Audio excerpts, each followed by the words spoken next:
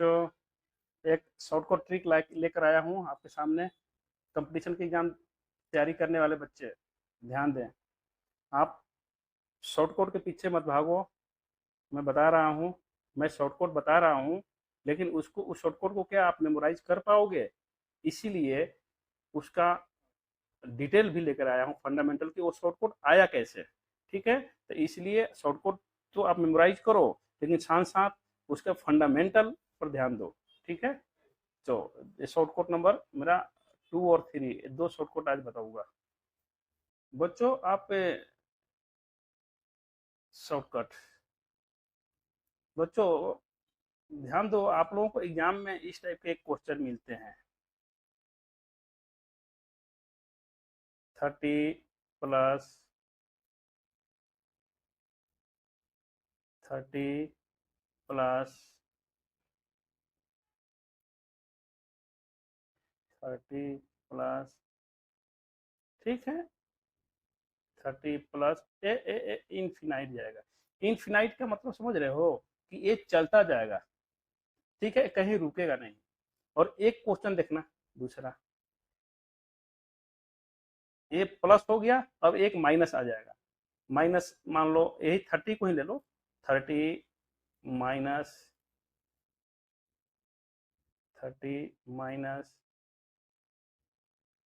30, ऐसे ही आपको इन्फिनाइट तक ये भी जाएगा। देखना यहाँ पर प्लस है, यहाँ पर माइनस। इसका आंसर क्या होगा? इसका शॉर्टकट देखो, इसका शॉर्टकट आंसर क्या होगा बता देता हूँ और एक्सप्लेन भी कर देता हूँ। देखो 30 को आप ऐसे फैक्टर करो जो कंसिक्यूटिव नंबर हो। कंसिक्यूटिव नंबर मीन्स लगातार संख्या। दो लगातार संख्या का मल्टीप्लाई करने से 30 आ रहा है क्या?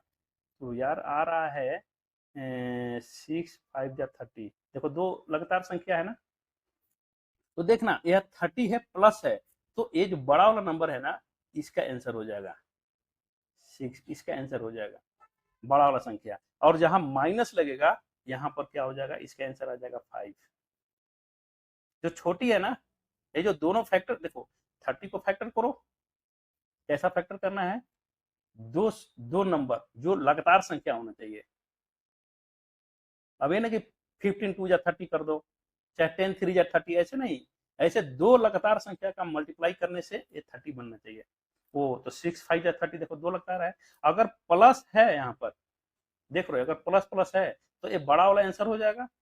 अगर छोटा है, अगर माइनस माइनस है तो ये छोटा वाला आंसर हो जाएगा। अब देखो इसके पीछे की कहानी सुनो। ठीक है, देखो हम पहले इसको समझा ले रहे हैं, पहला वाला को समझा रहे हैं। देखो हम इसको एक्स मानेंगे बच्चों, ध्यान रखना, इसको हम एक्स मान लिया।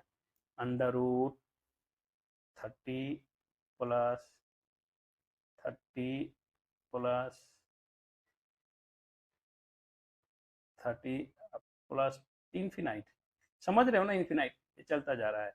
तो देखो यहाँ पर, और इसको हम और क्या लिख सकते हैं? X is equal to under root के अंदर में देखो, एक्स अंडर रूट 30 लिख दिया, और प्लस यहाँ से ए अंडर रूट 30 के बाद भी तो सेम चीज आ रहा है ना।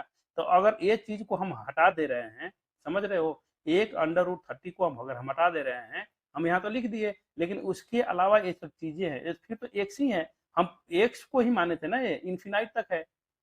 तो ये हो गया कि एक समुद्र से एक गिलास पानी हम निकाल ले रहे हैं, तो उस कोई इफेक्ट नहीं होने वाला है।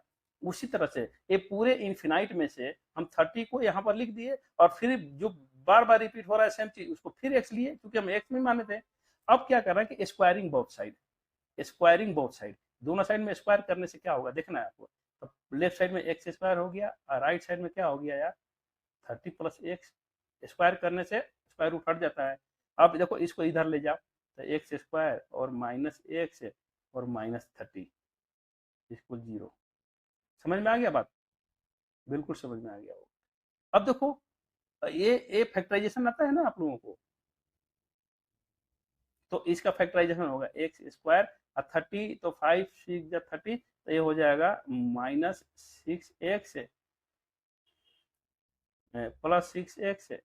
+6x और -5x।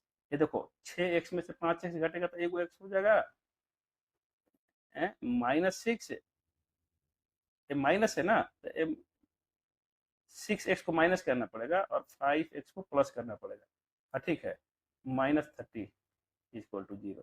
अब x कॉमन निकालो यहाँ से, तो x -6, अब +5 यहाँ से कॉमन निकला, तो ये हो जाएगा x -6। अब यहाँ से क्या हो गया, दो फैक्टर मेरा हो गया। अब x -6 और a हो गया x + 5 इक्वल टू 0। दोनों को बारी बारी से 0 के बराबर करो। याद है, आप लोगों ने पढ़ा है, ये 9th 10th में सब पढ़ा है आप लोग। तो x -6 इक्वल टू 0, तो आपका x इक्वल टू 6। ये देखो प्लस आ गया। और देखो, अगर x -5 इक्वल टू 0, तो x +5 है, तो x इक्वल टू -5। तो -5 तो निग्लिजिबल हो गया, निग्लिजिबल, तो x इक्वल टू 6। तो देखो, हमने प्लस वाला का एक एग्जाम्पल लिया इस तरह से, तो मेरा आंसर क्या आ गया, 6 आ गया। उसी तरह आप -30 वाला को आप घर पर प्रैक्टिस करना, देखना वहां पर x इक्वल टू 5 प्लस में आएगा और 6 माइनस में आएगा, तो वहां पर आंसर 5। तो हमको क्या पता चला कि इसका दो कंसेक्यूटिव नंबर को मल्टीप्लाई करने से इसको बनाना है, और प्लस है तो बड़ी संख्या, अगर ये माइनस है तो छोटी वाली ले लेना है आंसर। इस तरह से आपका एक ट्रिक हो गया। बच्चों, इस ट्रिक को ध्यान दो, लेकिन मान लो आप ट्रिक भूल जाते हो, तो इस चीज को आप जरूर करना, एक्चुअली आया कैसे। ठीक है, ट्रिक के पीछे मत भागो, उसके फंडामेंटल के पीछे भागो। ये फंडामेंटल दिमाग में रहेगा ना, तो तुरंत याद आ जाएगा वो ए था। ठीक है, कभी आप भूलते हो तो घर पर प्रैक्टिस करो, ऐसा हो जाएगा। ठीक है, नेक्स्ट ट्रिक लेके मैं जल्दी आऊंगा। थैंक यू बच्चों।